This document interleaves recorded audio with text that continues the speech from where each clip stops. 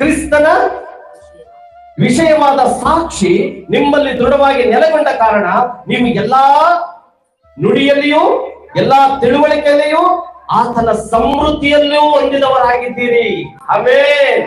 ಇವತ್ತು ಇಲ್ಲಿ ಕುಂತಿರುವಂತಹ ಸಭೆಯ ಜನರು, ವಿಶ್ವಾಸಿಗಳು, ದೇವ ಮನುಷ್ಯರು ಯಾವಾಗಲೂ ಸಮೃದ್ಧಿಯಾಗಿರುವಂತಹ ಜನರು ಸಮೃದ್ಧಿಯಾಗಿರ್ತಾರೆ.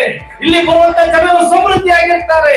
ಇಲ್ಲಿ ಕಷ್ಟ, ಕಣ್ಣೀರು, ಸಮಸ್ಯೆ ಬರುವಂತ ಜನರು ಸಮೃದ್ಧಿಯಿಂದ ಹೋಗ್ತಾರೆ. ಬೇರೆ ಸಮೃದ್ಧಿ, ಸಭೆಗೆ ಸಮೃದ್ಧಿ, ಕುಟುಂಬಗಳಿಗೆ ಸಮೃದ್ಧಿ, ಮನೆಗಳಿಗೆ ಸಮೃದ್ಧಿ, ನಾವು ಮಾಡುವಂತ ಕೆಲಸ ಕಾರ್ಯಗಳಲ್ಲಿ ಸಮೃದ್ಧಿ, ನಾವು ಮಾಡುವಂತ ಜೀವನಗಳಲ್ಲಿ ಸಮೃದ್ಧಿ, ಕುಟುಂಬಗಳಲ್ಲಿ ಸಮೃದ್ಧಿ, ಮಕ್ಕಳಲ್ಲಿ ಸಮೃದ್ಧಿ. ಇವತ್ತು ಸಮೃದ್ಧಿ ಸಭೆ ಆಗಬೇಕಿದ್ದು ಪ್ರಾರ್ಥನೆಗಳಂತಹ ಜನಗಳು, ಕೃಪಾ ಪ್ರಾರ್ಥನೆಯಂತಹ ವಿಶ್ವಾಸಿಗಳು, ಕೃಪಾ ಪ್ರಾರ್ಥನೆಯ ಜವಾಬ್ದಾರಿ ಹೊಂದಂತಹ ಸೇವಕರುಗಳು ಸಮೃದ್ಧಿಯಾಗಿದ್ದಾರೆ. Hallelujah, hallelujah. ಅವ್ರಿಗೆಲ್ಲಾ ಕೊರತೆಗಳು ನೀಗಲ್ಪಡಲಿ. ಸಭೆಗಳಿಗೆ ಇರುವಂತೆಲ್ಲ ಕೊರತೆಗಳು ನೀಗಲ್ಪಡಲಿ. ಅವ್ರಿಗಿರುವಂತ ಚಿಂತೆಗಳು ನೀಗಲ್ಪಡಲಿ. ಅವ್ರಿಗಿರುವಂತೆಲ್ಲ ಸಮಸ್ಯೆಗಳು ನೀಗಲ್ಪಡಲಿ.